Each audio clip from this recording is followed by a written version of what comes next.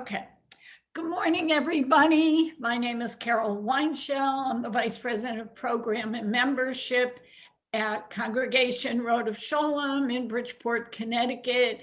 And I introduce myself all the time just so that we have a good record of what we're doing. Our Zoom library says what the programs are, tells us who's on first, and that's why I do it. So if you're tired of hearing me, you'll understand that it's all for record keeping.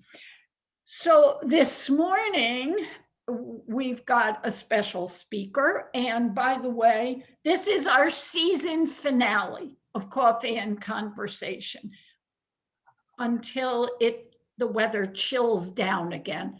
We're going to take advantage of the nice weather and get outside, and we will come back to our virtual coffee, I promise you that.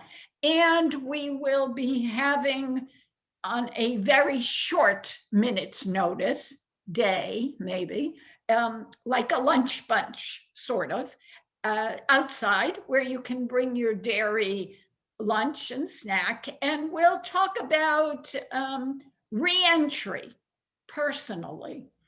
So be aware, it will be last minute. I'm going to check the weather. If it says rain for tomorrow, that's not happening. If it's a good weather day, one day next week or the week after, I'll get an email out. And if you can't come because you said Carol Weinshell did this on the spur of the moment, you who are my virtual coffee groupies will understand that it's last minute and why.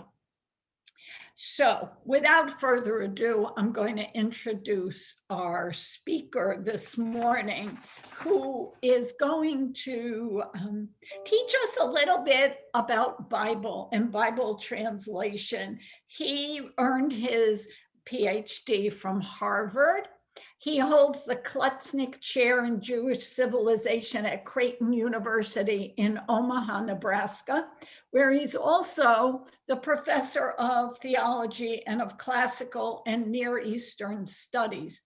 If my memory serves me correctly, Creighton was in the basketball championship playoffs this year, and I could say, oh, I knew where Creighton was because we have a speaker coming and because I had actually heard of the school from somebody else who had gone there.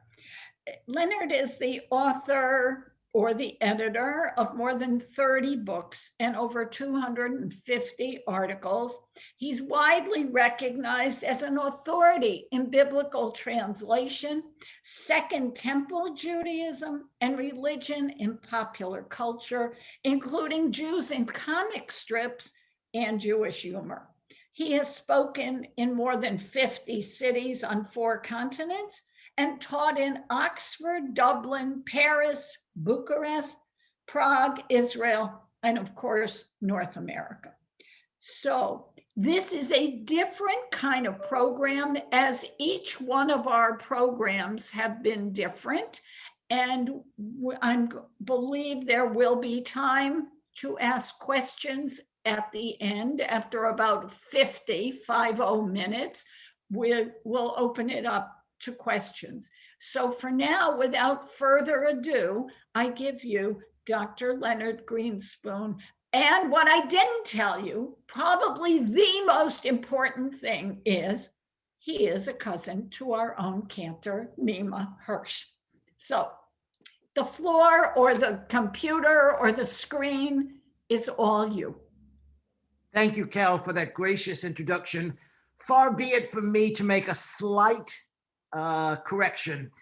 The most important thing is that I'm married, have been married for 52 years to Ellie, who then is a cousin of Yoram, who is Naima's husband.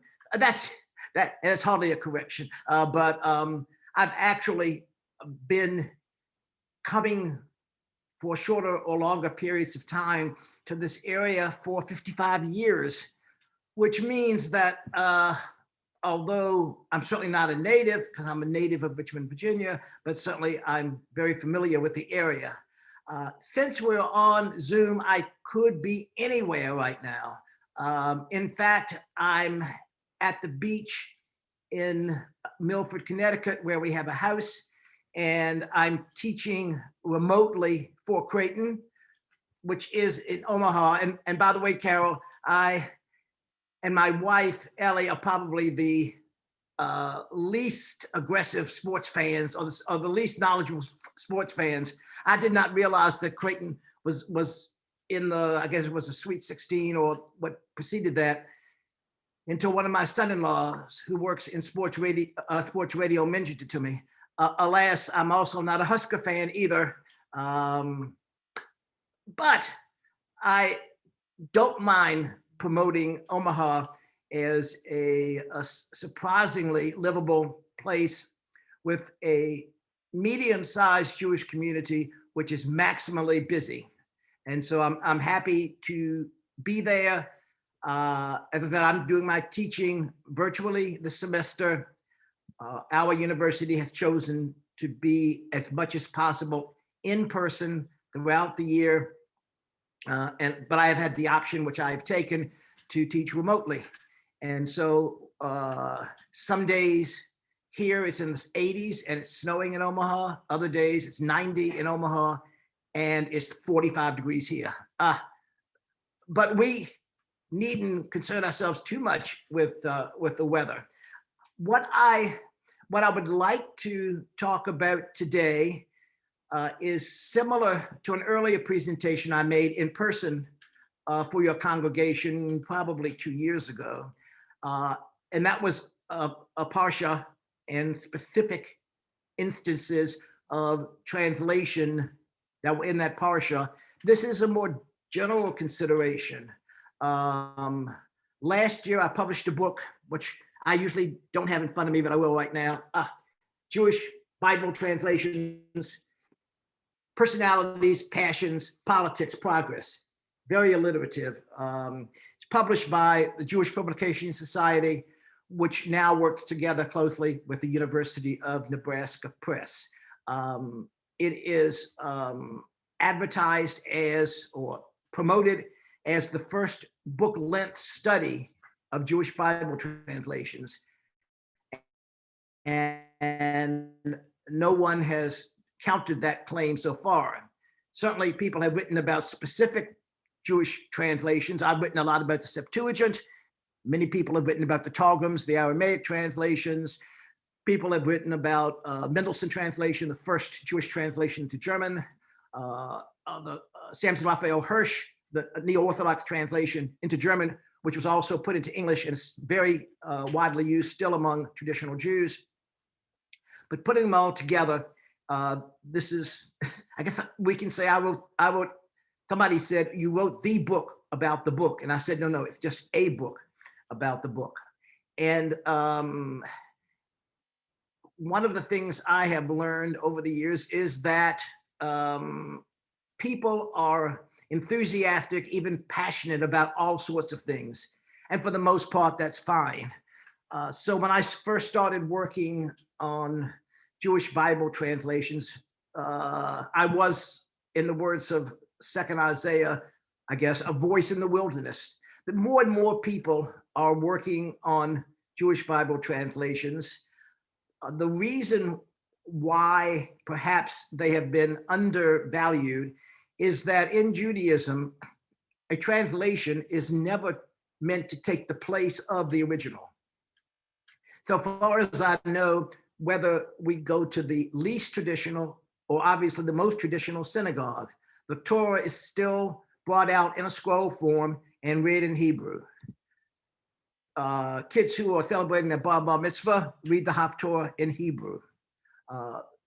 A close connection between the Hebrew language and the Jewish religion is an abiding characteristic of Judaism. By and large, it's quite different in Christianity. Outside of a few church schools that I'm familiar with in the Orthodox tradition, the Greek Orthodox tradition, they will often, in Greek Orthodox churches, will sometimes have a equivalent to a Sunday school where the students learn Greek. But going back to the original language and making that our primary focus is something which is characteristic of Judaism, and I sincerely hope will continue to be. At the same time, translations are not necessarily second-rate or second interest. Translations are, in fact, the way in which Jews historically have learned their Torah or learned about the Torah. Because no matter where the context, no matter when the chronology, most Jews for 1,500 years, perhaps a little bit longer, have not been sufficiently fluent in Hebrew to read the Hebrew text unaided. And so translations are significant in the way in which they've helped Jews become educated. They also transmit values. They also transmit different views about God or about humans. And so in a way, translations are commentaries. It is characteristic, in fact, of Jewish translations that on many occasions, the commentary is the main focal point. And the translation is subsidiary to that, because Jews traditionally believe that the biblical text is, what's the word, not exactly deficient, but I would say the biblical text cries out for interpretation. And many, of course, we have a whole tradition of many commentators who have done that. Translators are also part of that tradition. No translation can in all ways capture the original, sometimes called the source language. They're choices that translators make. So what I want to talk about this morning, and I'm very much appreciative of your taking the time to be here. I think we've called it, Cal, do you have the title? I don't mean to put you, I don't have, is it? It was whimsical. We talked about whimsical. Right. Found in translation, serious biblical scholars and whimsical translators. Okay, so something along those lines. So lost in translation, not only was the name of a famous movie, but it's a general consensus. Something is lost in translation. And that's necessarily the case, particularly when we're going from biblical Hebrew. Hebrew is a Semitic language. English is an Indo-European language. Biblical Hebrew was written and spoken 3,000 years ago in a culture and society very different from ours. There's no way in which every aspect of the original text can be transmitted. So we generally say lost in translation. But what I'm going to talk about this morning is what I'm calling found in translation. And that is, translations can often make us aware of certain aspects of the text that we might otherwise not know. And so, again, in the Jewish tradition, Bible translations, which go back 2,500 years, the first Bible translations, Jewish, and various Jews in groups or as individuals continue to translate all or portions of the Torah and then of the Tanakh. The tradition is important, it's vital, and yes, I'm passionate about it. I'm saying, but I'm not sure that there are lots and lots of other people who are, but in writing about it and speaking about it, it's been one of my goals to have people, especially within the Jewish community, reflect on translation. So what I'm going to do is look at 10 passages, and most of them are from the Torah. As you know, in the Jewish tradition, the Torah is the primary focal point, if you will, of our communal and individual interest. In Christianity, for example, that is not the case. Christians, of course, have the 5 books of Moses, but their primary focal point historically has been in the prophets. And it's not to say that we as Jews don't care about the prophets, but we don't read them in a liturgical calendar, week by week, year by year. So that's why I've picked these choices.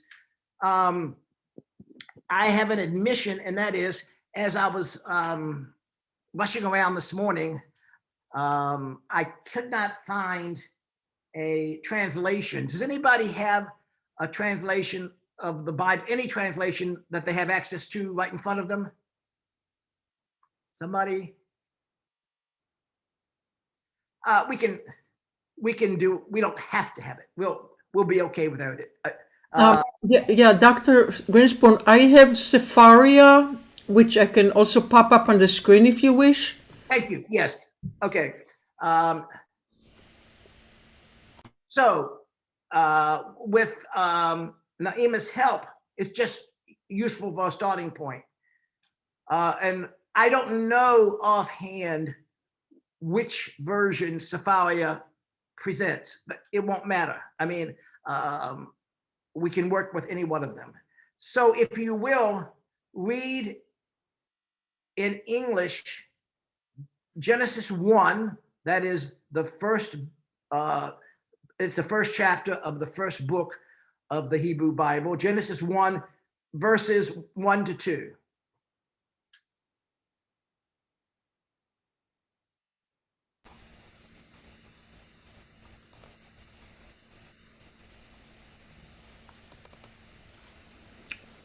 Okay, so here we are. Good, I got the Hebrew as well. Thank you. Yes, perfect. Okay, so you can see this is not the. Okay, you can see what kind of a translation. When God began to create heaven and earth, the earth being unformed and void, with darkness over the surface of the deep, and a wind from God sweeping over the water. So this appears to be the Jewish Publication Society translation, which first came out in 1985, and which is used for example, in Eitz Chaim, used in conservative Reform congregations. It's not used much in Orthodox congregations. And we already noticed, could you, I don't know, do you want to keep the translation up? Or do you want to, Yeah. Where am I? Yeah, I can leave it up, sure. okay, so the first thing we notice here is that this is not the traditional English translation. Reshit bara Elohim, we typically see it translated in the beginning, God created heaven and earth. There's the New Jewish Publication Society and some other translations have a different beginning, when God began. So what I'm saying here is that if you're looking at the Hebrew and you have any exposure at all to the long tradition of English versions, which goes back to the 1500s, you're gonna say, Bereshit bara Elohim, in the beginning God created. Well, is that wrong? In fact, the first construction in the Hebrew Bible, Bereshit, you can see that it's something to do with Rishon, for example, Rosh. No, it's the first. It's something about the beginning. But does it mean in the beginning, or when God began, and does that matter? So here, alas, in looking at Bible translation, as we're doing here, as is true in a lot of other aspects of life, including some in which you're involved, you have to do a fairly intense analysis. And what I mean by intense is, what does it mean in the beginning, God created heaven and the earth? Or for our purposes right now, what has it meant?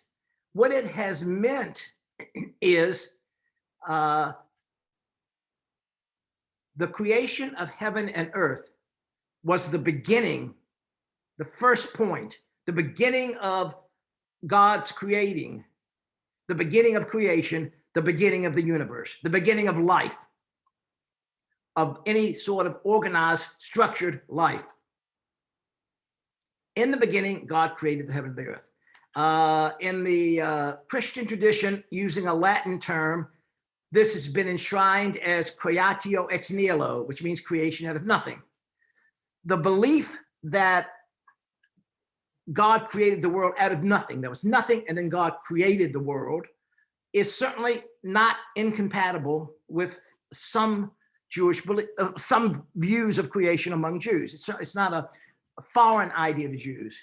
On the other hand, there is another way to translate it. So, Bereshit bara Elohim, when God began to create heaven and earth, this suggests that creation was the creation that we have recorded in Genesis was part of a procedure. God was doing this, God was doing that. And then when God began to create heaven and earth, it allows for a continuous process flowing from some even earlier time and presumably continuing for all time. Now, my point here, or I would almost say my argument, is that when I'm reading this, Bereshit bara Elohim, I thought, oh yeah, in the beginning, because that's been ingrained in our mind. When we look at other translations, we say, no, well, that's one possibility, but there are other possibilities as well. The grammar and the precise understanding of this Bereshit is the ba is a preposition, ba, in, and then there's some construction afterwards, which is based on the word rosh, which means had, but also means beginning. Now, why is this important? It's important because in Christian tradition, the idea of creation out of nothing has been enshrined as an essential principle. That has not been the case in Judaism. Judaism, as you know, tends not to be dogmatic and allows for a number of possibilities.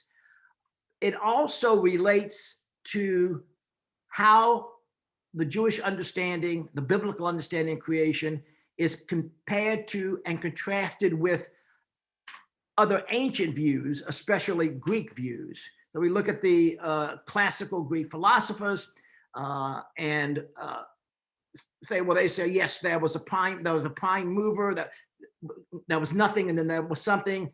Is that what the biblical text is talking about? So this is simply one example that I show first because it's the first thing that we come to. Again, translating it in the beginning is not wrong. It is reflective of the long-standing Christian position on creation, and that can be a reason why someone in the Jewish world would like to use a different translation. This translation, when God began to create, also has Jewish support, but you're typically not going to find it in a non-Jewish version. And then we continue down and we see something else. Again, this is a Jewish Publication Society translation. Ruach, we have Ruach Elohim. Ruach is a significant word. We usually think of it as the Spirit of God. That is the way it's usually translated. And does Ruach mean spirit? Yes. Does it mean wind? Yes. Does it mean something else? Yes. It means breath. It's movement. It's a movement word. And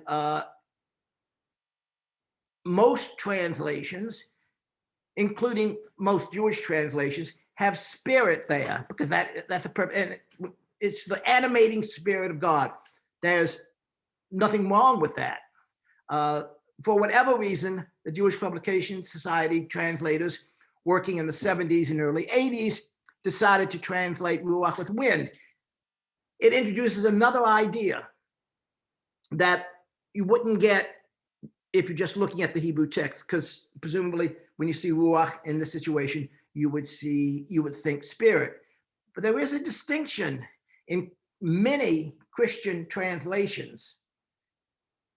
Spirit is capital S. Okay, we all know, and we can see right here, in Hebrew, there are no, we can either say there are no capital letters or there are no small letters. No letter is larger than another one to show that it's a proper name or some important idea or whatever. All the letters are the same size.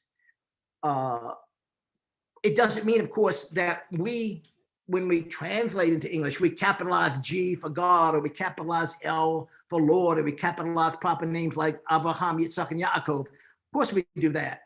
When in Christian versions, the Spirit is capitalized, it's a theological reading of the Holy Spirit, the Trinity, the Father, the Son, and the Holy Spirit. That is anathema to, that's not part of Jewish tradition. That there's a Spirit of God, that an animating force from God, yes, but that is tripartite, is not part of Jewish tradition. And I would have no problem. I would typically want to translate it Spirit, but with a small s. I think wind is a bit too,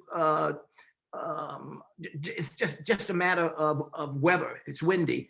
I've also seen a translation, a mighty spirit or a mighty wind, which gets away from the fact that, however we look at it, Ruach Elohim is a term specifically referring to the God of Israel. So again, we're just reading this text on our own, but we know some Hebrew. We come to Ruach Elohim, Spirit of God, and don't even consider other possibilities. Then we look at a translation like this and say, whoa, maybe the larger impulse of the author of Genesis, whoever he or she or they were, is to give us more of just like a feeling of the rushing of wind, apart from any spirit. Okay, could you go to, I think, Genesis 2:2? Just shouldn't be long to get there. Okay, so this is part of a prayer you might say every Friday night before reciting Kiddush. So what do we have here? It says, "Vayachal Elohim bayom hashvi'i malakto asher asa vayishbot bayom hashvi'i." Okay, I said bayom hashvi'i, elevated my voice a bit, said it twice. It's the same word. It means on the seventh day. That's ba, like any preposition in almost any language. That's just the bet. It's attached to the word, which is the object of the preposition. Its primary meaning is in. It can mean lots of other things anyway, or in or on. On the seventh day, God finished the work. And on the seventh day, he ceased or rested from all the work. That's there. I'll read the text and go, yeah, that's fine. Then I'll look at some other translations, not the JPS. And it would say something like, before the seventh day, God created the world, or by the seventh day, God had completed creating the world. Why that change? Again, I'm reading the text to say on the seventh day, God created the world, and then on the seventh day, he rested. That's fine. But what's the question, or what's the issue that some translations are not comfortable with that? And it's the idea, the image everywhere else, that the creation was finished on the sixth day. God had finished creating on the sixth day. This text read as, well, naturally read it would be, on the seventh day, God finished his work. So part of the seventh day was work, and then the rest of the seventh day was rest. So this translation, I'm not sure which one, this may be the Art Scroll, or the New International Version, which is actually a conservative Christian version, but works fine for us. By the seventh day, God had finished the work. That's not the way, it's not impossible to translate it that way. Certainly the Hebrew can be translated that way. It's not the natural, I would say it's not the pshat, it's not the natural reading or the best reading of the text as we start off. But what it does, it for traditional Jews and for some conservative Christians is it guards the idea, or guards against the idea, that somehow or another God was actually doing something on the seventh day. So you have on the seventh day, then this translation here is more or less literal. On the seventh day, God finished, or by the seventh day, God had finished. That's a pluperfect in English. There's no distinction in biblical Hebrew that you can get that had in. It's just, you would have to interpret it that way. So, and so again, we read the text on the seventh day and we're fine. Then we go to the translations and we see a different translation and we ask, well, what's going on here? And here again, it's the text, the biblical text is complicated. It's complex. It doesn't seem always to agree with itself. And that's the way it was written. Later commentators, especially in the traditional Jewish world, and to an extent in some of the conservative elements of Christianity, have something beyond just the text in mind. And they're going to, as it were, have the text support them. It's not incorrect. It's just another way of looking at it. And my point being here, that if I'm just reading the text in Hebrew, or I'm just reading one translation, I'm not getting the whole view. I need to read the text and I need to look at other translations. So it will turn to a slightly different idea, but it's in the same chapter. I mean, it's a different chapter 2, verse 8. Oh, okay. No, that's not. That's go to. I'm sorry. Try 220. Just a minute. Wait a minute. Okay. We'll use 220. So at the, it appears earlier. It's probably 218, I believe. God is creating. Yes. Okay. That 218 is better. Vayoma Adonai Elohim, Lord God says it's not good for man levado, to be alone. And then you have this eser, I will make, lo, that's essentially the indirect object, for him, ezer kenegbo. Ezer in Hebrew, in biblical Hebrew, I'm sure in modern Hebrew as well, means a helper. Kenegbo, like him. I will make or it's translated here, I will make a fitting helper for him. That is the traditional translation for this, and it does indeed translate what the Hebrew text has. But we will see other translations, especially more modern translations over the last few centuries. I don't know if you're going to see much difference. You're not going to see any difference here in this, for example, the New International Version. This is not something, every translation has its interest, but you'll see other translations, which will be, I will make for him a co-worker, or I will make for him someone like him. Now, what's going on here? If you go back to the earlier translation from Sepharia, thank you, Naima. In Hebrew, but let's go backwards. In English, in my understanding, helper always refers to someone who is in a subsidiary position. There's the plumber, there's the helper. There's the director, there's the assistant or helping director. There's a position as a hierarchical position. In English, as I understand it, with the word helper. Is that what the Hebrew text means? That is indeed the way it's been understood, since this is, to use another Latin term, the locus classicus, the classical view, one of the classical views, just in the following verses in chapter 3, that women are inferior to men. Will make a helper for him.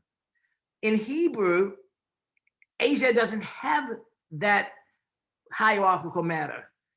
So, for example, my Hebrew name, my first Hebrew name is Eliezer, which is formed from my God, and it's either may God help me, or my parents saying may God help him.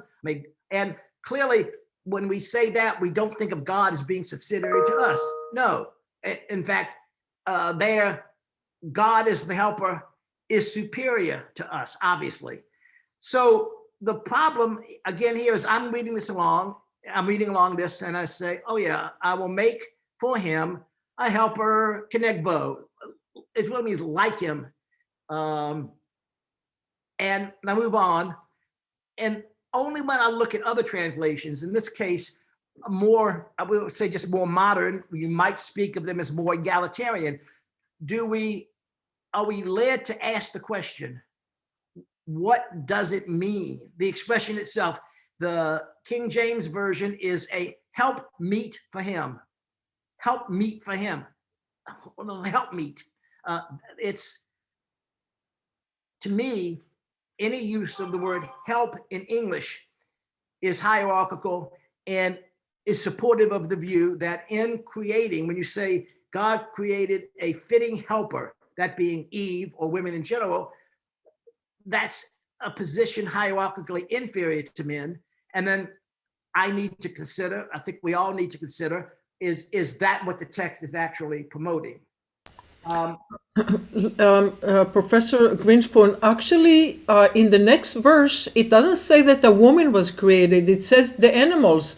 So maybe the animals were intended to be the helpers for God.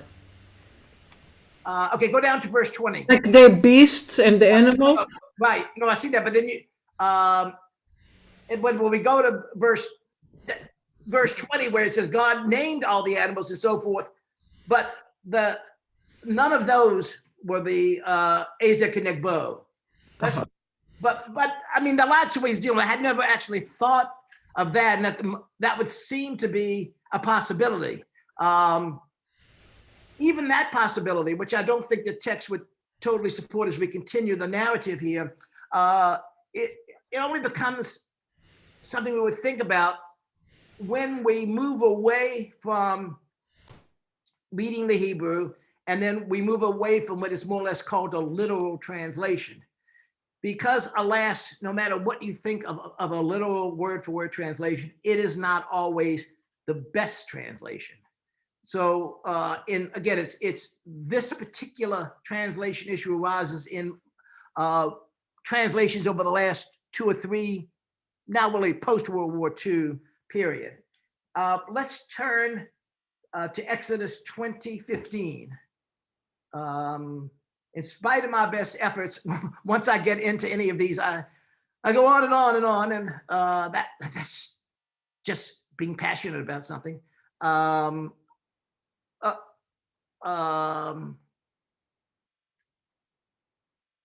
sorry. I meant 12. I don't know what's wrong. 12:15. Excuse me. I'm so sorry, Nima. 12:15.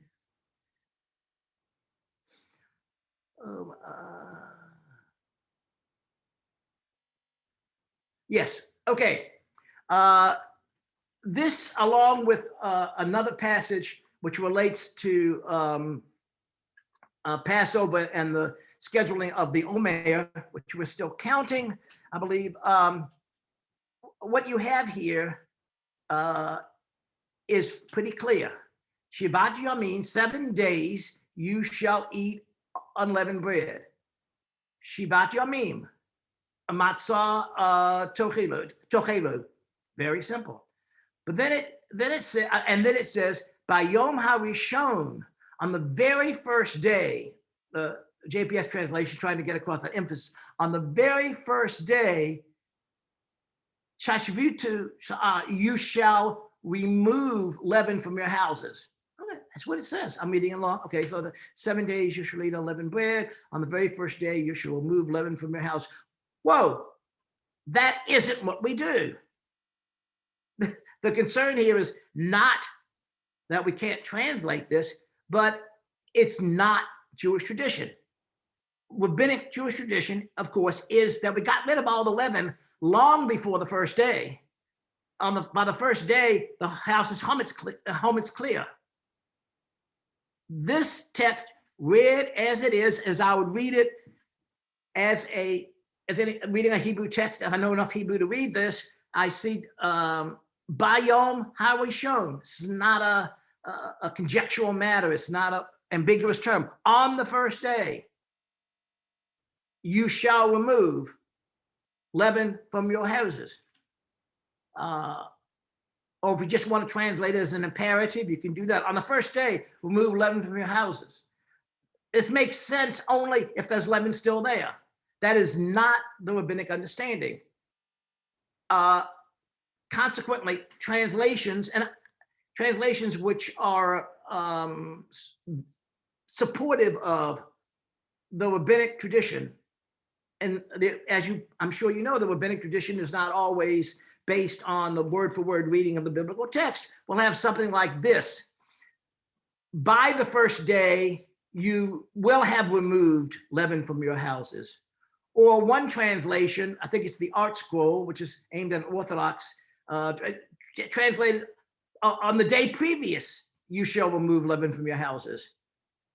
So my point here is that we have to, if we just look at the text and we translate it, we say, well, that's good, let's move on. And only when we look at different translations, in this case, this is somewhat different because if you're anybody who's at all observant will know that chametz, unleavened bread, needs to be removed prior to the beginning of Passover. But the translation and looking at different translations raises this issue all the more. If we could move to Leviticus 23:11, and this will be the last example because, as I've said, once I get going on this, I sometimes don't easily stop. All right. Okay, 23:11. No, that's not. Let me no, go down. Oh Lord, I don't know my numbers. Can we just go down for a minute? Excuse me, go back up a little. Well, no, keep going down. I'm sorry. Just keep going down. 3, verse 4, 5, 6. Maybe it is 11. Let's see. I don't know. Okay. Okay. Keep going. Okay. Verse 11 is correct. I'm sorry. This particular translation's got things. What I'm saying a little bit backwards. Okay. We're still in Passover. And we're talking about when we start counting the Omer. Okay. What does the text say? Just looking at the English translation, which is fairly literal. He shall elevate the sheaf, that's a piece of wheat for offering, before the Lord for acceptance on your behalf. When should the priest start doing it? What does it say? Memacharet HaShabbat. On the day after Shabbos. Shabbos, you can see that word right there. When we see it and we put in English Sabbath, we're really not translating it because we're transliterating it. We're taking the sounds of the Hebrew letters and putting them into English. All right, this is pretty clear. We're in Passover. When do we start? And we have more text about this relating to the Omer. When do we start counting the Omer? And for 50 days, the day after Shabbos. Whoa, that's fine. I read that and move on and say, well, that's interesting. Is that what we do as rabbinic Jews? No. No. We start counting on the second day of Pesach. Right. We start counting on the second day of Pesach. Right. Why do we do that?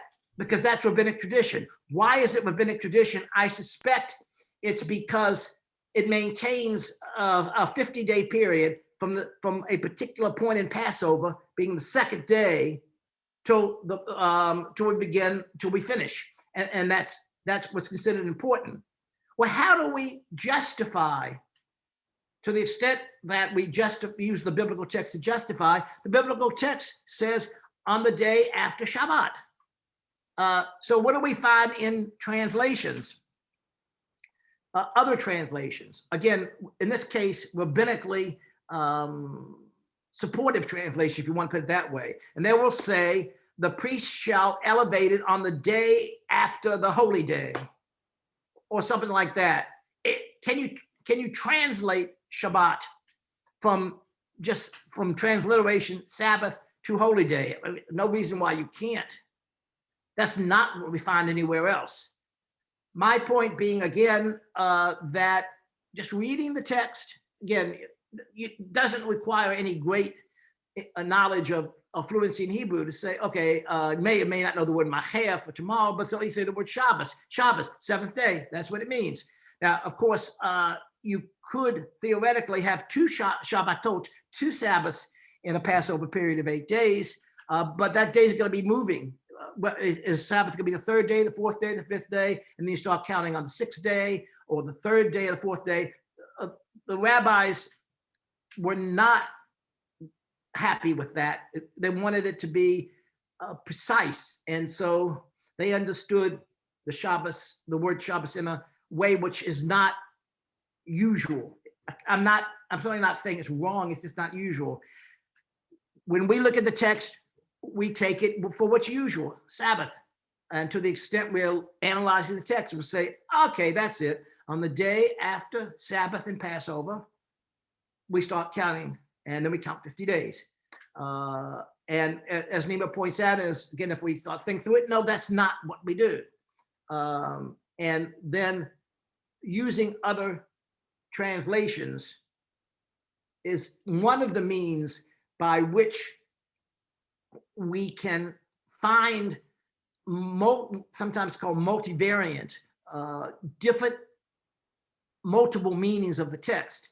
And for the most part, my purpose in looking at these is not to say, oh, that's a better translation. Sabbath is a better translation here because that's what it always is. Or on the seventh day is a better translation because that's what the text is. My goal is not evaluative. My goal is descriptive. So this is what we have. This is how we would typically translate it, what I would call, broadly speaking, the Peshat. But there are other understandings, and those other understandings are often incorporated in this case, traditional, that is Orthodox translations aimed for Orthodox community, and sometimes it can be found in non-Jewish translations aimed at a conservative audience. And I can certainly say this is the way we would typically read the text. So we would typically read this text on the day after Sabbath. The rabbis have, through their interpretation and then through the practice based on that, have come up with a different translation. It's a different interpretation put into a different translation. Like I said, I can say, well, that's not what I think the original authors meant. That's fine. But then again, what is unique among other characteristics of the Bible as an ancient text is that it's not something that was and is no longer. I mean, other texts we have, the mythological texts, they were, but only rarely, if at all today, do they still resonate as a means of determining values and lifestyles for people, whereas, of course, the biblical text does. And it does so in varying ways between Jews and Christians and among different groups of Jews and Christians. And this is where one of the ways in which a Bible translation helps us to find more meaning rather than bemoaning the fact that we've lost meaning. I will stop there. Thank you for your patience. And we have time for some questions, I hope. Yes? I haven't. We do.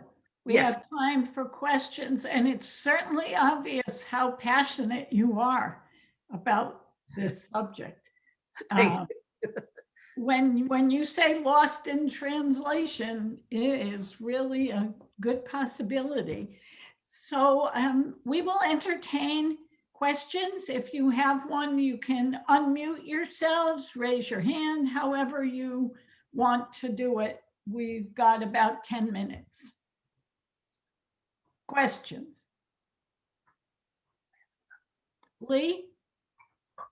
I want to thank you for your exposition on the English Hebrew translations, but my questions are more mundane. Did you walk along the beach in Milford this morning? If you did, we may have passed you. And my second question is, approximately what is the size of the Jewish population in Omaha, Nebraska? And how does its most famous son, Warren Buffett, get along with them? Okay. So the first question I can answer only by an admission, and the admission is that I typically go to bed at between 1:30 and 2 in the morning, and typically get up at between 9:30 and 10. So today, obviously, I needed to get up earlier, but after I'd gotten up, had breakfast, shaved and showered, got ready for this, I did not have time for the beach yet. That will be that's just me. My students sometimes joke that I have student sleeping habits, but actually they'll go to bed at 1:30 and 2 and get up at 8. As for the second one, the Omaha Jewish community, at one time, and I've been there for 25 years, actually. Well, it's hard to believe. At one time in the 70s, the Omaha Jewish community numbered about 12,000. In numbers now, they did a complete survey, about 7,500. The Jewish community in Omaha has traditionally been among the top 5 in terms of Federation donations per capita. It's an extraordinarily generous community.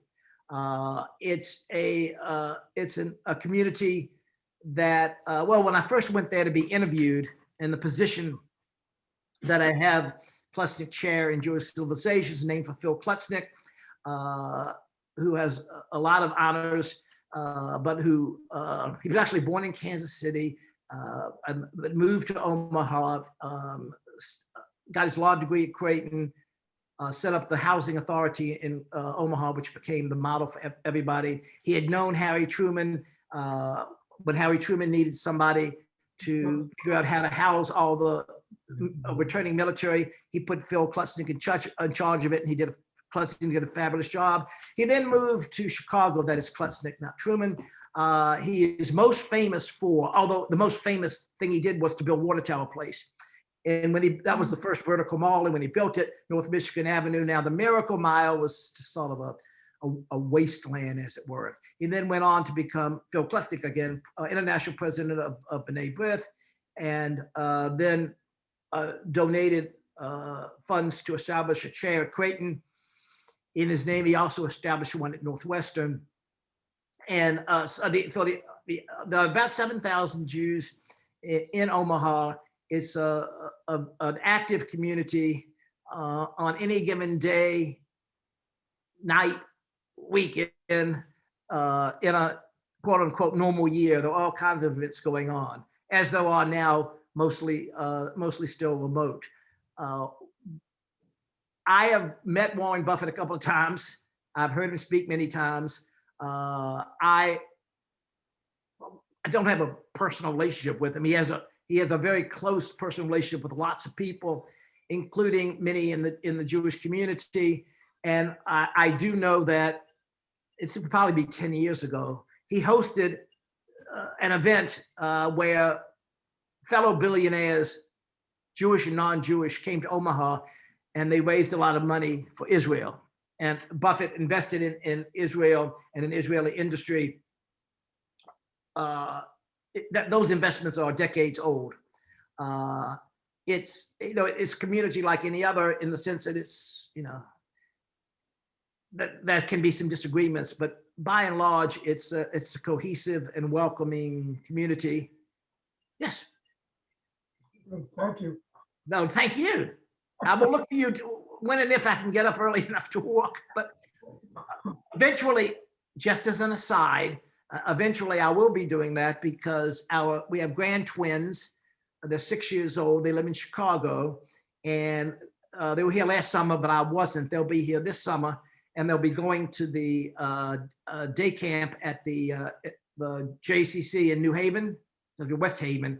And so they're going to be, I'm going to need to get up early every morning, get them ready. And that's what I'll do. Thank you. Any other questions, comments? Cy?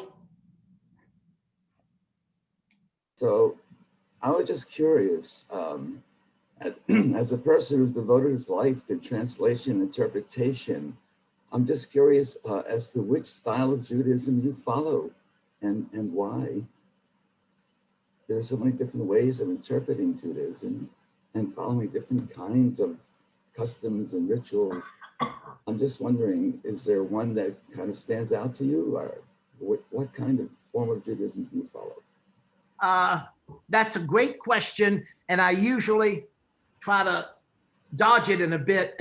I would say that I am a non-traditional, I'm a conservative Jew. I'm in the conservative synagogues. I personally am a conservative Jew who follows some of the traditions and who has respect for almost all the traditions, even those that I feel are no longer applicable because of changing mores or different understandings of the relationship between sexes or a lot of other things, relationships between Jews and non-Jews.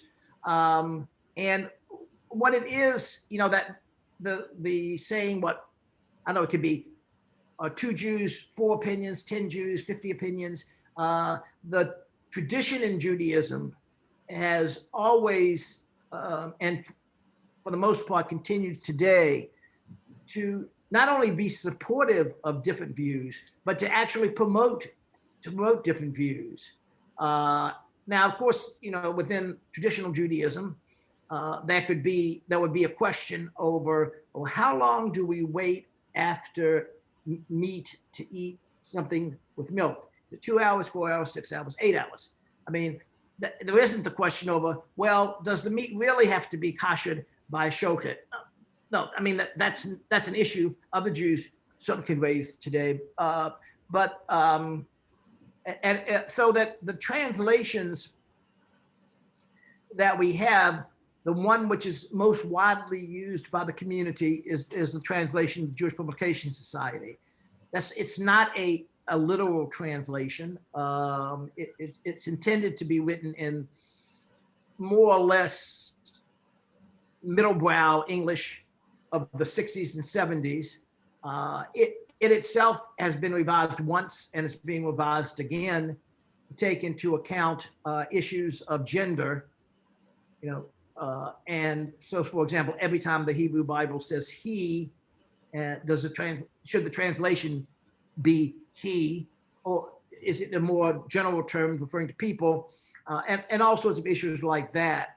And then the Art Scroll translation, which is the other widely used translation, is a translation aimed at an Orthodox, what I would prefer to call traditional audience. And it often introduces rabbinic interpretation, frequently Rashi interpretation, into the text, which is that bad or is it good? I guess I try to be just descriptive. This is what they do, and then one of the distinctive features of the last few years, and most of you I think are at least somewhat familiar with this, is that rather than having groups producing the translations, like the Jewish Publication Society or Basora, which is a Jewish press that supports Art Scroll, individual Jewish, and I'm talking here about professors. Robert Alter, I think many of you know about Robert Alter's translation, which has now been completed. He taught for decades at Berkeley.